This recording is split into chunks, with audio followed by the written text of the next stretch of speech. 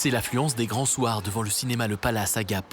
Une foule venue pour Viviane Meyer, origine d'un talent, un film à petit budget qui trône fièrement à côté des blockbusters.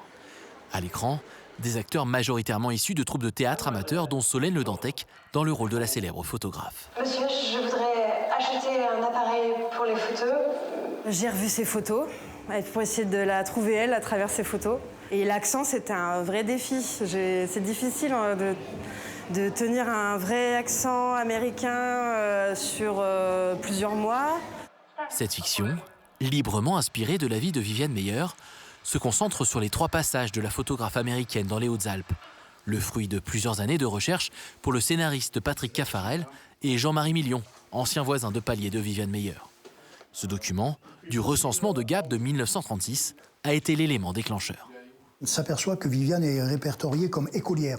Donc on gratte un petit peu plus les archives et on va s'apercevoir très vite qu'on a des photos qui apparaissent, notamment une photo d'elle seule, référencée au verso. Et on a finalement retrouvé l'immeuble où elle a vraiment vécu avec sa mère pendant 5 ans. Viviane, on se réveille! On est arrivé à Beauregard.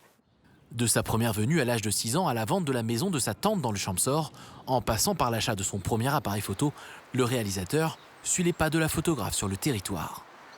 On a voulu tourner sur les lieux où Viviane Meyer a vécu quand elle était là dans les années 50. Donc ici à Gap, aux 5 heures, dans la maison grise, au Rochasson. Et finalement, la difficulté quand même du film, c'est de retrouver tous les objets, de trouver les voitures d'époque. Et le film semble avoir séduit les spectateurs présents à l'avant-première. Et c'est magnifique parce qu'on retrouve ces images, on revoit les paysages.